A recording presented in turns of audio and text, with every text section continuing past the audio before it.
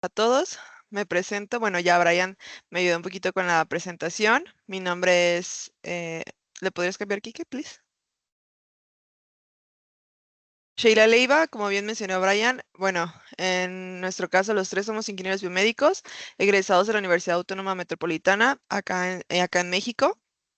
Y los tres también contamos con una maestría en ciencias en inteligencia artificial. Ambos estamos enfocados a diferentes áreas de la salud. En mi caso, les voy a hablar un poquito sobre. Listo, Kike, ya. Listo. Gracias. Les voy a hablar un poquito sobre lo que fue mi tesis de maestría, en el cual utilicé datos médicos.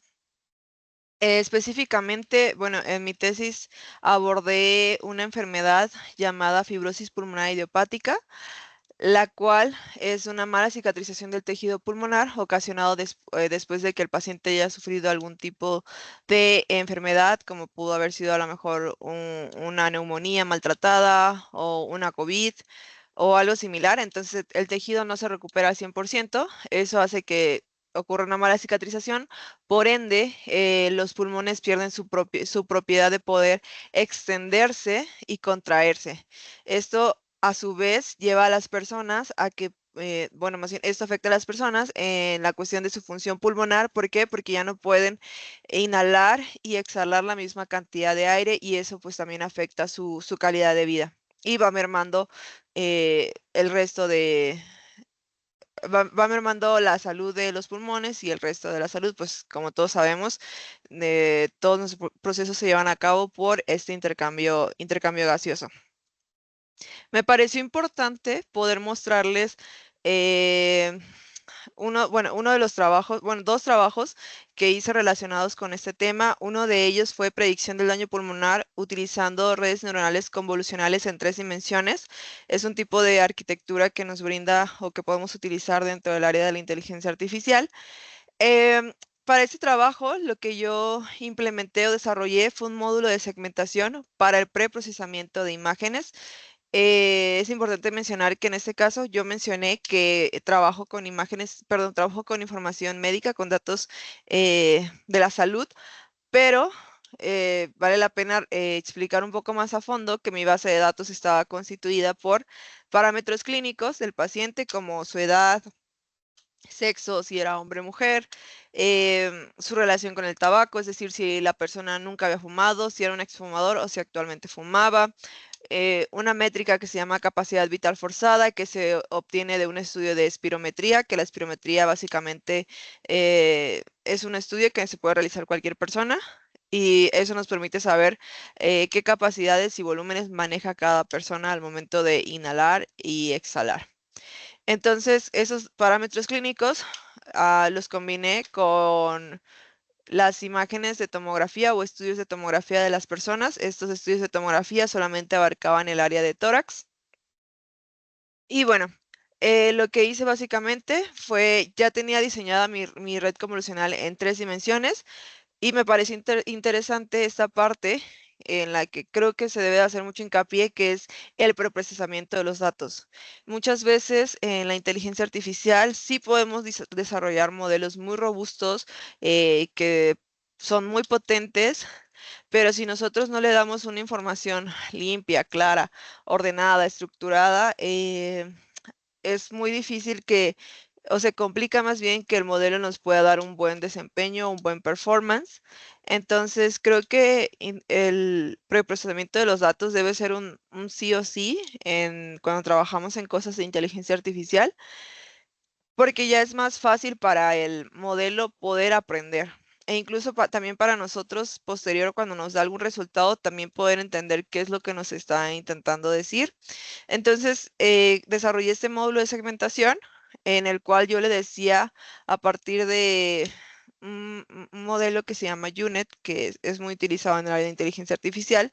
Le decía, más bien, bueno, encontraba yo una máscara y esa máscara la aplicaba a mis imágenes originales, y yo de esta forma intentaba decirle a mi modelo: ¿sabes qué? Solo pon atención al área pulmonar, olvídate del resto del área, que es información nula, no me sirve este excedente de la imagen. Y se demostró que había una mejora en dicho modelo. Entonces, creo que es Bueno, este trabajo fue presentado en una de las conferencias de inteligencia artificial más importantes porque era especializada en inteligencia artificial, vaya la redundancia. En Estados Unidos, justo hace un año, fui a presentarlo a Santa Clara, California. Y me parece muy interesante eso, porque creo que se demuestra lo que les comentaba, la importancia de el preprocesamiento de los datos, el limpiar tus datos, ver si hay datos faltantes, qué técnicas para imputación voy a utilizar, y bueno, más conceptos de inteligencia artificial. Y creo que también de aquí cabe resaltar que, digamos, tenemos información y es muy importante ver también qué podemos hacer con ellos, si vamos a hacer una predicción, una clasificación o qué tipo de problema podemos abordar con los datos que tenemos. En la medicina se han encontrado, la verdad, que muchísimas aplicaciones. Lo más fácil es hacer clasificaciones, pero en predicción también ya se ha visto mucho avance en este último año, de hecho. Y bueno, hay varias sí, bases de datos que son públicas, que ya no necesitamos como que pagar para tener acceso. Ya incluso estas instituciones que te ofrecen sus bases de datos, te las ofrecen con la finalidad de, a ver, tengo estos datos, tú qué me puedes, o sea, ¿qué puedes desarrollar con ello? Vaya, o sea, les conviene ya más el qué podemos hacer cuando nos dan la base de datos de acceso libre a que si nos, digamos, nos cobraran por utilizarla. Y también nos apoyan mucho en la cuestión de validar la información, que los datos estén bien tomados, que a lo mejor no haya datos faltantes, que las métricas o unidades en las que estén las métricas sean las correctas. Entonces también nos apoyan un poquito en esa parte eh, de la captura de los datos. ¿Le podrías cambiar, Enrique, por favor? Listo. Y justo como les mencionaba, ahorita les acabo de hablar sobre qué es la predicción, pero también hice relacionado con esa misma base de datos, ya solamente utilizando los parámetros clínicos, dejando un poquito a un lado las imágenes de tomografía. Hice una clasificación de daño pulmonar en donde yo tenía datos de entrada para este modelo de Machine Learning, que específicamente fue un random forest. eh, Tenía datos de entrada como la capacidad vital forzada, la cual se la debía de proporcionar en mililitros, la edad del paciente, su relación con el tabaco y su género, si era hombre o mujer. Entonces, digamos, yo tenía mi base de datos para entrenar, lo entrené, quedó el modelo listo y lo que hicimos junto con mis compañeros Enrique y Gerardo fue montar esta base de datos en la nube para que pudiera ser, digamos, de acceso para otras personas.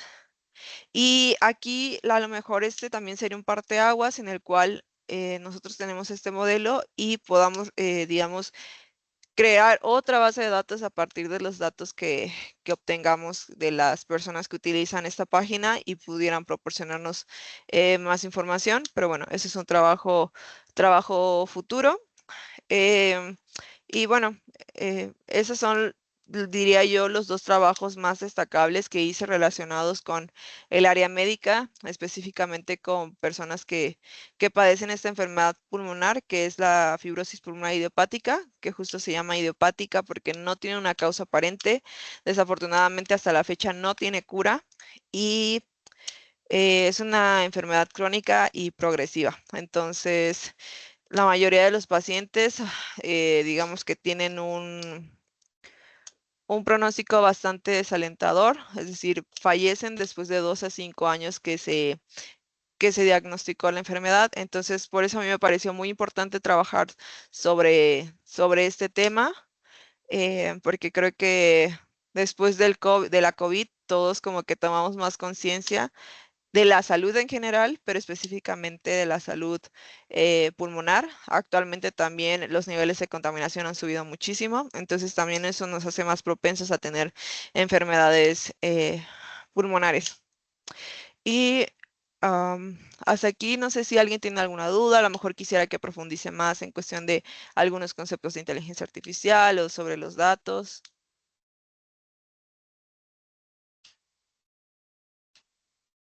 Ok, bueno, si no hay dudas hasta el momento, me parece entonces que podríamos pasar con Enrique Mena, quien también tiene una aplicación bastante interesante sobre el área de la salud. Sí. Hola, hola, buenas tardes a todos. ¿Me podrías confirmar si se escucha bien el audio? Nada más. Perfecto. Bien, aquí tengo mi pantalla. Listo. Vale. En mi caso, les voy a platicar un poco sobre un proyecto que se está trabajando con un hospital de aquí de la región, que consiste en lo que es clasificación de riesgo de coledocolitiasis. Es una enfermedad que la verdad yo no conocía hasta justamente el año pasado que empezamos a trabajar con este proyecto. Y pues me gustaría platicarles un poco de qué va primero que nada la enfermedad. Y pues primero, ¿qué es la coledocolitiasis o también conocida como CBDS por sus siglas en inglés? La coledocolitiasis es la obstrucción de la vía, digamos, de un conducto común entre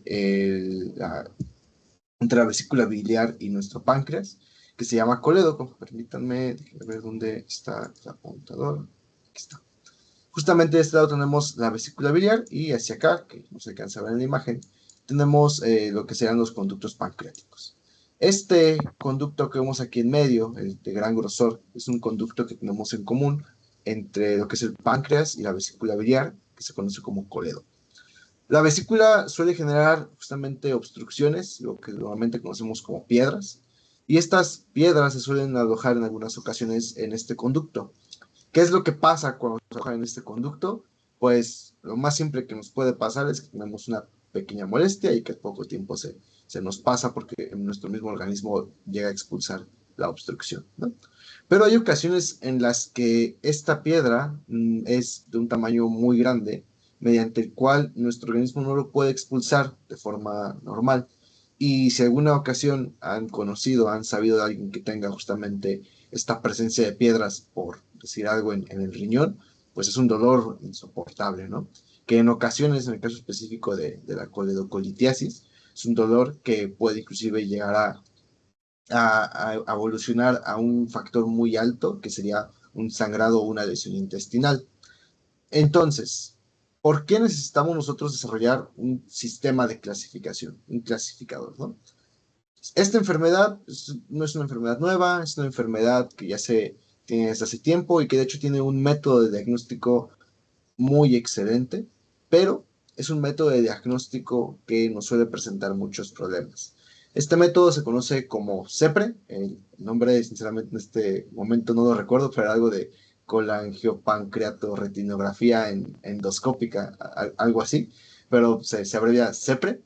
¿Y este método en qué consiste? Se introduce una sonda en el paciente hasta llegar al conducto, en este caso el colédoco, y mediante herramientas que trae nuestro endoscopio, justamente nos logra destruir la piedra, hacerla fragmentos, hacerla polvo y poder extraerla sin problema alguno.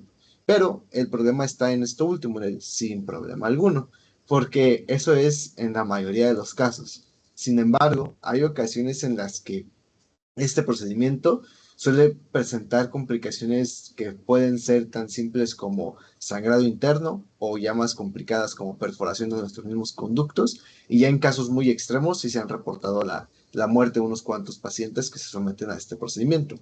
Además de que es un procedimiento muy particular que no cualquier médico puede aplicar. Entonces necesitamos pues un equipo y un personal completamente capacitados para poder aplicar este método.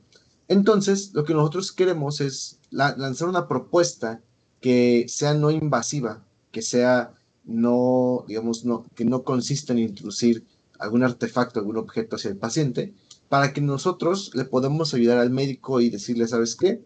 Este paciente sí tiene riesgo de poder sufrir, o más bien, de que la obstrucción que tiene sí sea demasiado grande y necesita someterse al procedimiento quirúrgico. ¿Sabes qué? No, este paciente es de un riesgo bajo, por lo cual no necesita la intervención quirúrgica y con puro medicamento o solamente con el propio trabajo del cuerpo humano va a poder expulsar la obstrucción sin problema alguno.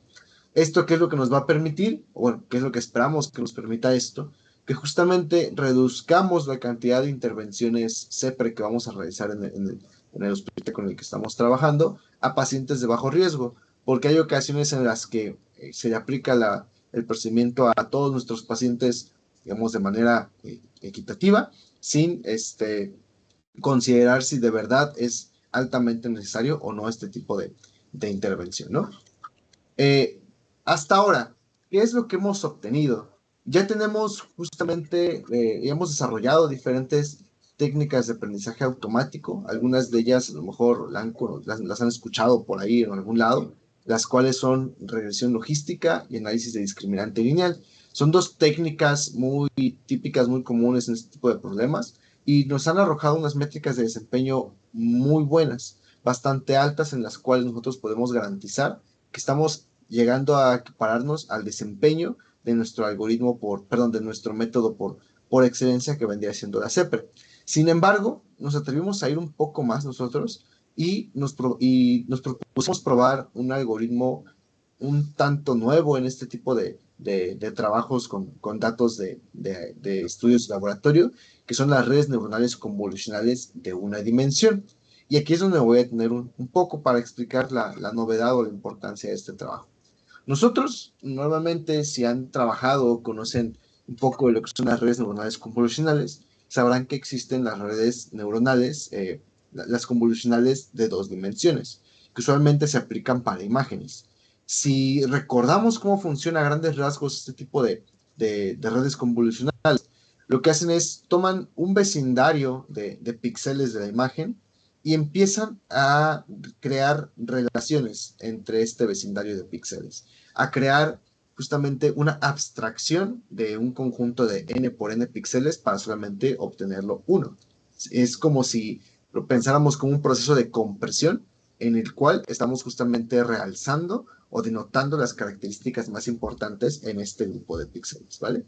Eso se repite durante toda la imagen, más bien alrededor de toda la imagen, justamente haciendo esta compresión y convirtiendo nuestra imagen, por decir algo, ¿no? De 64 por 64 a una imagen de 8 por 8, que al final contiene solamente un mapa de características de 8 por 8, que pues, son las características importantes, ¿no? Relevantes para eso.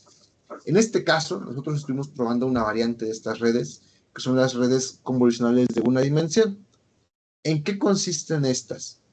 En este caso, se aplica hacia lo que nosotros conocemos en el área como datos tabulares, datos en forma de una tablita en el cual tenemos renglón que nos dice, esta es la observación 1 y columna en la cual me vienen todas las características.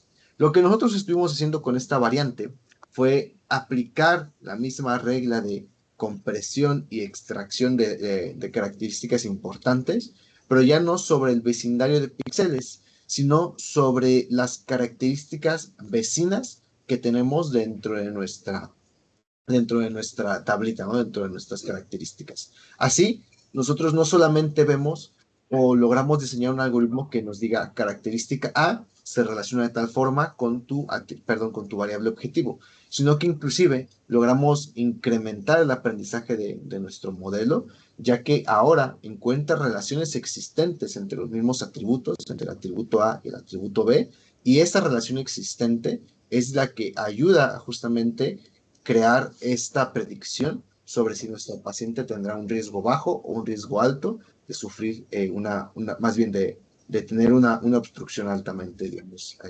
grande, ¿no? Influyente. Y esto lo podemos ver a grandes rasgos en los números. Si se dan cuenta, prácticamente estamos superando dirán que es por poquito, por una décima, pero a nivel justamente métricas de desempeño en este tipo de modelos, pues es bastante lo que se está aplicando. Logramos subir de 0.84 a 0.92 en nuestras métricas de desempeño de nuestra red neuronal convolucional.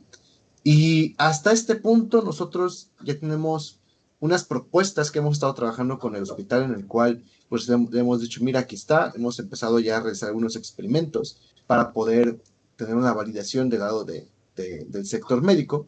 Sin embargo, esto no queda acá y Sheila lo platicaba un poco hace un momento, ¿no? ¿Qué más podemos hacer? Primero que nada, como experimento particular de este proyecto, lo que queremos hacer son aplicar algo que se denomina técnicas de ensamble para mejorar el desempeño. ¿En qué consiste esto? Ahorita nosotros tenemos tres algoritmos buenos, una regresión logística, un análisis de discriminante lineal y una red neuronal convolucional que son buenos por sí solos.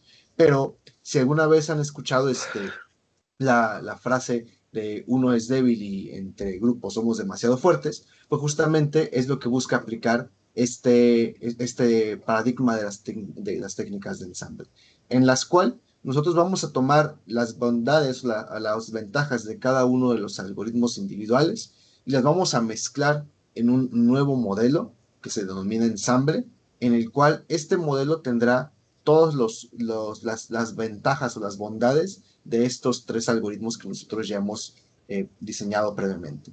Con lo cual, buscamos que si anteriormente el máximo desempeño que teníamos era 0.92, pues con este tipo de técnicas logramos subir por lo menos a un punto 95, en el cual nosotros nos empecemos a acercar ya a una exactitud lo más cercana al 100%, ¿no? Eso es en primer lugar. Y en segundo lugar, en este momento, la validación se está realizando mediante uso de servidores, digamos, independientes. Sin embargo, no es, digamos, novedad que las tecnologías en la nube, justamente aplicadas a la inteligencia artificial, están creciendo de una manera bastante enorme, ¿no? En la cual nosotros podemos ya no necesitar ni siquiera de grandes equipos de cómputo para poder entrenar algoritmos bastante robustos, sino que justamente podemos utilizar estas tecnologías que nos ofrecen nubes como Google Cloud, AWS o inclusive Microsoft Azure para poder nosotros diseñar algoritmos que, uno, tengan un desempeño bastante alto porque estamos utilizando todo el aprendizaje que ellos ya tienen sobre inteligencia artificial, sobre los modelos que han entrenado, y dos, poder tener un mayor alcance, una mayor distribución hacia todas las personas que queramos utilizar, porque como esto va a estar montado sobre Internet, sobre las nubes de estos gigantes en la tecnología, prácticamente podemos darle acceso a nuestro sistema a todo aquel que contenga, o más bien que tenga acceso a Internet. Hasta acá, prácticamente sería lo que les quería platicar un poco sobre este problemita de clasificación, este trabajo que estamos desarrollando con un hospital de este lado del país, en la región norte. Pero antes de continuar justamente con Gerardo, me gustaría nuevamente detenerme y preguntar si hay alguna duda, algún comentario que tengan respecto a este tema en particular. Y si no, daríamos paso pues, con Gerardo. Bueno, por medio del chat, entonces sí, si gusta continuamos. Va, perfecto. Continuamos entonces contigo, Gerardo.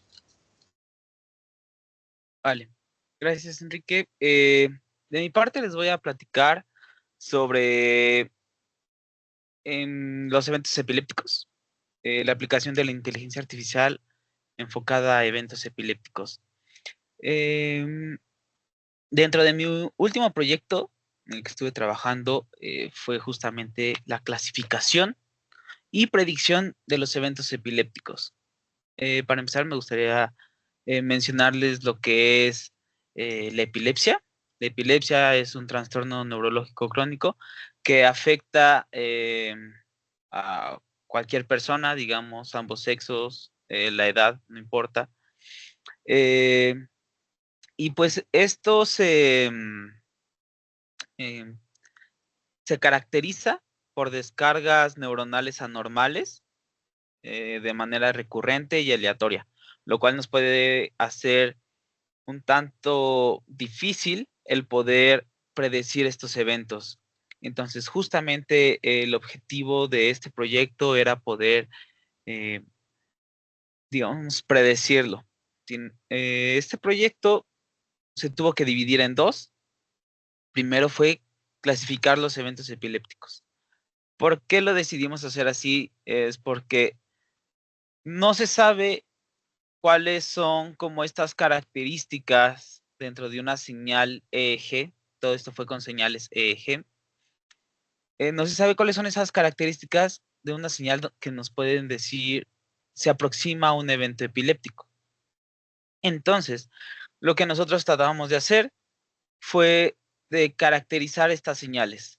En la literatura se mencionan distintos periodos o cómo se clasifican las señales electroencefalográficas en el estudio de la epileptología, que serían eventos ictales, que es en el momento en el que se crea una convulsión, preictal antes de una convulsión, postictal después de una convulsión y interictal, que es en los tiempos donde no hay convulsiones, digamos, limpios. Se me hizo algo interesante abordar lo que es la epilepsia, porque es una enfermedad bastante común. La padecen alrededor de 70 millones de personas alrededor del mundo. Y pues en la mitad de los casos no es posible determinar cuál es la causa de la enfermedad. Entonces, de esta manera fue como un incentivo. Ahora bien, en cuanto a la clasificación de los eventos epilépticos, se tuvo bueno, todos los resultados que obtuvimos se publicaron en un artículo de la revista Sensors. El nombre del artículo es Parallelictal.net, donde nosotros estamos proponiendo una arquitectura de red neuronal convolucional. Lo interesante de esta red neuronal convolucional es que tiene entradas paralelas. Es decir, nosotros tomamos eh, un segmento de 7 segundos, por ejemplo, de una señal electroencefalográfica, la vamos a dividir en 7, es decir, vamos a tener 7 ventanas de un segundo, y estas las vamos a procesar. Es muy importante el preprocesamiento, digamos, en este caso de los datos, como lo mencionó ya Sheila. ¿Por qué? Porque si yo trataba de clasificar mis señales únicamente con los valores del electroencefalograma, no tenía buenos resultados. No era tan fácil como clasificarlas y decir dónde había un evento epiléptico y dónde no. Y por consiguiente iba a ser mucho más difícil poderlos predecir. En este sentido, lo que decidimos hacer fue caracterizar estas señales con la transformada wavelet continua, utilizando específicamente la wavelet madre dump. Y en estas imágenes, en la figura 6, podemos ver cuál es justamente esta diferencia. En la parte de arriba tenemos lo que es nuestra señal electroencefalográfica. En la parte de abajo podemos ver ya caracterizada la señal. Tenemos del lado izquierdo lo que es un periodo ictal y del otro lado un periodo interictal. Entonces sí podemos ver bastante, bueno, en esta ocasión se ve bastante la diferencia. Entonces, ya que tenemos este procesamiento, lo que vamos a hacer es cada una de estas imágenes se van a agregar como una entrada a nuestra red neuronal convolucional y se van a procesar al mismo tiempo. Esto es, digamos, lo novedoso de la arquitectura, porque en otro sentido lo que tendremos que haber hecho es pasar una imagen y nos regresa, nos da la salida a una clasificación y después procesar otra. Y si nosotros lo hacíamos por separado, como es poco tiempo el que se está analizando, pues esto también se vuelve un poco más complejo. ¿De acuerdo? Entonces, al tener nosotros más información, pues es más sencilla esta caracterización, esta clasificación, mejor dicho, y, eh, de esta manera obtenemos más información.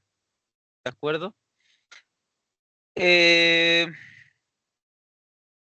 puedes pasar a la siguiente diapositiva, por favor, Enrique? Ok, gracias. Ahora, la siguiente parte fue justamente la predicción de los eventos epilépticos.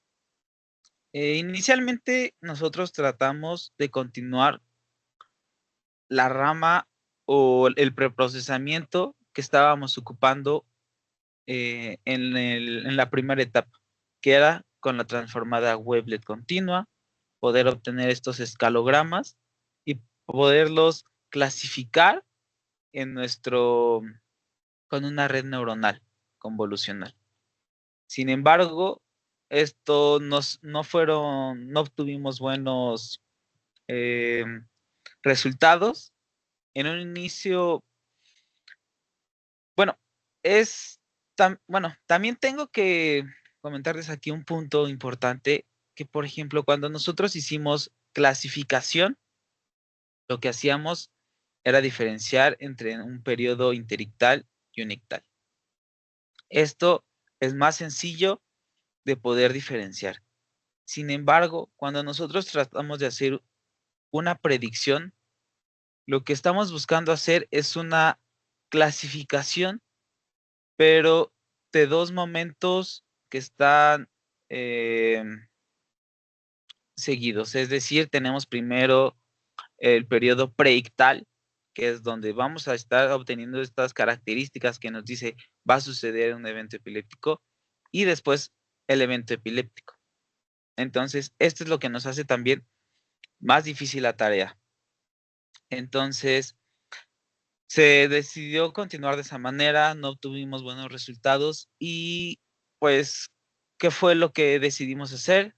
Decidimos buscar de qué manera se podía caracterizar una señal EEG. Vimos cuáles eran estas características que se obtenían para poder caracterizar adecuadamente un EEG. Y dentro de ello encontramos 43 características, 43 atributos, donde va desde la media de la señal hasta la amplitud del eje en su onda alfa, beta, teta, también la entropía espectral, el determinismo, todas estas características que nos brinda el poder procesar un electroencefalograma. Y lo que hicimos es obtener una nueva base de datos. Estábamos trabajando con una base de datos de, si no mal recuerdo, del MIT. Esto también arroja un problema adicional, que es el cómputo, la capacidad de cómputo, porque son, como nosotros lo sabemos, una señal EEG, son demasiadas muestras. Hay veces que tenemos, por ejemplo, en un segundo 1000 muestras, 500 muestras, son demasiadas. Entonces, de todo esto nosotros tenemos que empezar a, a caracterizarlas, a submuestrear a veces. También algo que lo hace complejo es que para nosotros poder hacer estos, o bueno, las bases de datos son de registros muy grandes, 24 horas, 48 horas, inclusive más tiempo, lo cual nos lleva a un proceso o a un problema de Big Data también. Entonces aquí es un problema que también estamos, digamos, abordando. Y también aquí vuelve a caer el tema de la importancia del preprocesamiento de los datos. Porque si nosotros hacemos el preprocesamiento adecuado de nuestros datos, vamos a poder obtener mejores resultados. ¿A qué va esto? Nosotros hicimos nuestra nueva base de datos donde obtuvimos estos 43 atributos. De estos 43 atributos, nosotros hicimos una exploración con distintos algoritmos de machine learning y dentro de ellos encontramos 3 que fueron los que tuvieron un mejor desempeño, que es el XGBoost, CatBoost y ExtraTrace. Una característica que tienen estos algoritmos en común es que se basan en árboles de decisión. Los árboles de decisión son bien conocidos como un algoritmo que nos ayuda a clasificar de manera bastante certera. Yo considero que es un algoritmo bastante robusto para poder clasificar. Si no mal recuerdo, también Sheila estuvo ocupando árboles de decisión y digamos, este algoritmo tiene bastantes aplicaciones, pueden revisarlo en la literatura, y muchos algoritmos que nos brindan muy buenos resultados son los árboles de decisión, solamente que estos ya tienen algunas diferencias dentro de ellos, de su funcionamiento, bueno, de esto, ¿no? Ahora, bien, nosotros en el momento que estuvimos haciendo la clasificación, obtuvimos muy buenos resultados. De hecho, alcanzamos a los algoritmos que están presentados en el estado del arte, los alcanzamos, superamos muchos de ellos. En la parte de la predicción de eventos epilépticos sí fue más complejo, sin embargo, el algoritmo o estos algoritmos de XGBoost, CatBoost y Extratriz tienen la ventaja de que fueron generalizados.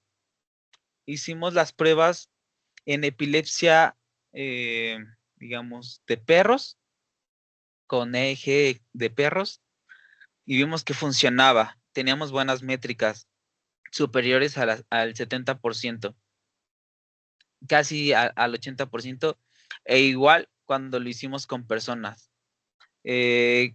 Cabe recalcar que nosotros no hicimos los registros, todos estos son base de datos que nosotros obtuvimos de Kaggle. Kaggle es una muy conocida página donde podemos encontrar competencias o bases de datos. Inclusive hay muchas personas que suben ahí sus códigos para poder replicar su información o sus experimentos.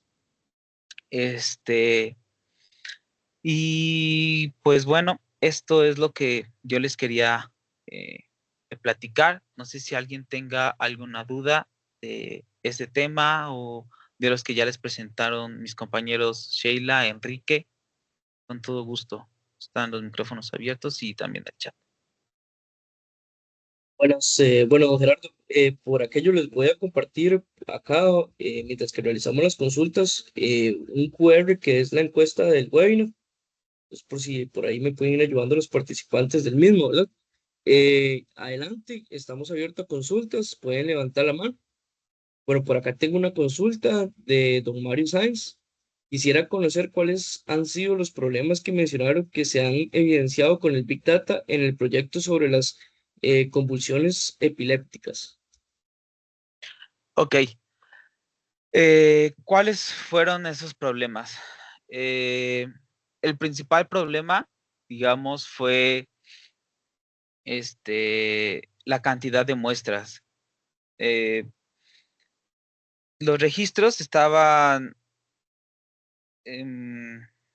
tenían una frecuencia de muestreo de 1024, si no mal recuerdo, por segundo, lo cual nos lleva a que me parece que el más corto era de 24 horas el registro, y si multiplicamos el número de segundos que tiene 24 horas por 1024, pues nos dan un número muy, muy, muy grande.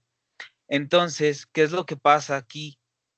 Por ejemplo, si yo cargo estos registros en mi computadora, por ejemplo, la memoria RAM no me va a dar. Por mucho que tenga mi computadora, no me va a dar. En este caso, yo estaba trabajando con una computadora que tenía 30 creo que 64 gigas de RAM, y no me daba para subir un registro de 24 horas. Entonces, ¿qué es lo que se tuvo que hacer en esta parte? Fue cargar esta información, procesarla y cargarla en otra base de datos, como para poder ir ocupando la memoria con un poco de información, procesarla y después ya quitarla de la memoria, y poder ir haciendo esto poco a poco. No sé si con esto se abordé bien tu pregunta, ingeniero Mario.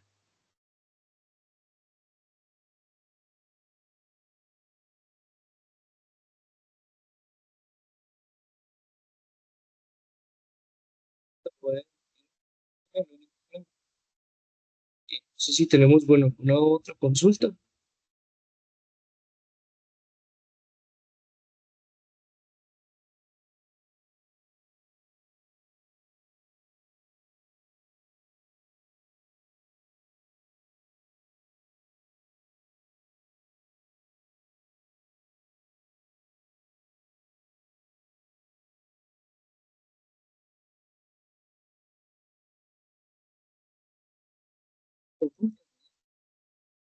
Gerardo, Sheila y Enrique por su tiempo, ¿verdad? Más bien, muchísimas gracias por este tiempo para los profesionales de acá del CIEM. No, de que fue un gusto, un placer estar con ustedes. Gracias por la invitación. No, de Igualmente a qué. ustedes. Gracias por la Muchísimas invitación gracias. y gracias por dejarnos compartirles un poco sobre lo que hemos trabajado. Igual, Muchas si gracias. alguien está interesado o tiene preguntas más puntuales, a lo mejor sobre otro, o quisiera saber qué otro tipo de trabajos hemos hecho, mi compañero Enrique les compartió un enlace de contacto.